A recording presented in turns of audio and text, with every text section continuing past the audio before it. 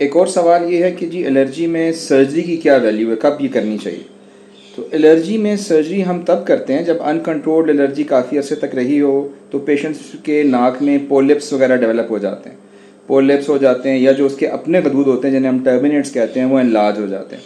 तो उससे क्या होता है कि एक तो सांस में ऑब्स्ट्रक्शन हो रही होती है, दूसरा जो एलर्जी की दवाइयों में एक बहुत बड़ा काम जो है वो नेज़ल स्प्रेस का होता है, जो स्प्रे की शक्ल में हम नाक में दवाई देते हैं, क्योंकि वो सिर्फ नाक में काम करती है, वो पूरी बॉडी को अफेक्ट नहीं करती। तो इसलिए आप बहुत लंबे अर्से तक इस्तेमाल कर सकते हैं बगैर किसी साइड इफेक्ट के।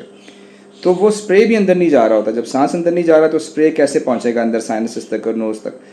तो सर्जरी की वैल्यू तब होती है कि जब हम नाक को खोलने के लिए सर्जरी करते हैं। सो हम पोलिप्स हैं तो उनकी सफाई करते हैं, कैमरे के ज़रिए करते हैं। आजकल जदीद तरीका यही है, लेज़र का कोई काम नहीं है। कैमरा जो है वो उस सर्जरी को हम फेस कहते हैं, या FESS, यानी फंक्शनल एंडोस्कोपिक साइनस सर्जरी। मतलब ये है कि साइनसिस की सर्जरी इस मकसद के लिए ताकि उनके फंक्शन को रिस्टोर किया जाए। सो इसको कहते हैं फंक्शनल एंडोस्कोपिक साइनस सर्जरी।